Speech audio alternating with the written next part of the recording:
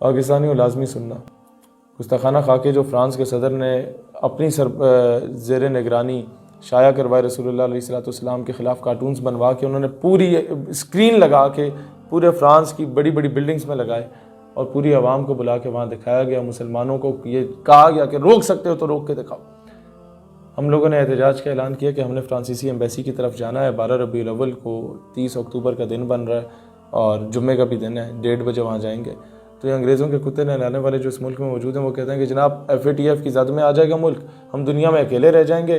بھائی جان تم لوگوں نے دنیا کے ساتھ رہ کے کر کیا لیا ہے؟ بیٹیاں تو تم نے بھیج دی ہیں، ریمنڈ ڈیوس کرنل جوزف کو تو تم نے باعزت طور پہ بری کر دی ہے، ایمل کانسی کو تو تم نے اٹھا کے بیچ دیا تھا، اپنے وفاداروں کو تو تم لوگوں نے شہید کروا دیا، ڈاکٹر AQ خان تو گھر سے نکل نہیں سکتا۔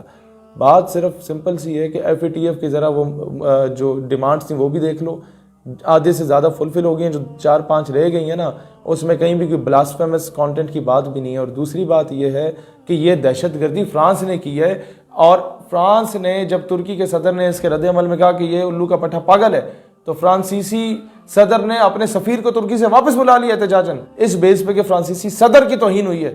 رسول اللہ علیہ السلام کی توہین جب ہوئی ہے تو کسی بھی اسلامی ریاست نے اب تک اپنے سفیر کو نہ واپس بلایا، نہ ان کے سفیر کو لات مار کے بھیجا، اور ابھی ہمیں لولی پاپ دے رہے ہیں۔ ہم OIC کا اجلاس بلائیں گے، ہمیں بھی پتہ یہ سعودی عرب کے جو الو کے پٹھے قسم کے عورت اور شراب پہ بکنے والے یہ شیخ جہاں پر موجود ہیں، یہ الو کے پٹھے جو ہیں یہ رن مرید ٹائپ کے، یہ جا کے حضور کی ناموس پہ بات کریں گے، یہ جا کے دفاع کریں گے۔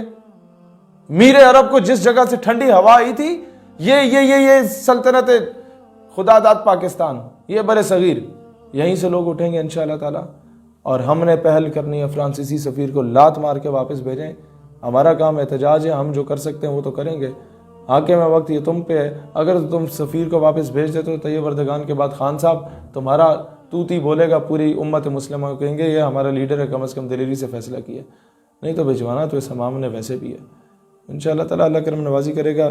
یہ جیت ہار اس معاملے میں یہ اللہ کے ہاتھ میں، وہ ہمیں ابھی جو ہے نا وہ کامیابی دیتا ہے یا بعد میں دیتا ہے، لیکن محنت کرنا ہے ہمارے ذمہ، لہٰذا اس پہ کوئی فکر نہ کریں۔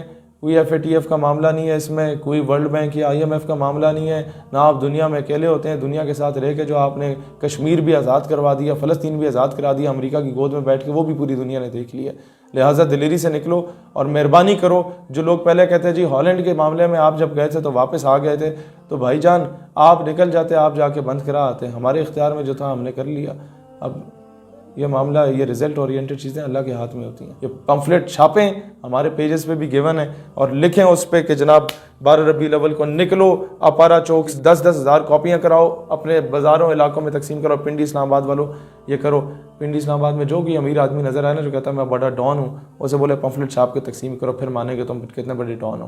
حضور کے معاملے میں نکلتے نہیں ہو، ادھر تم بدماشی دکھا رہے ہوتے لوگوں کو۔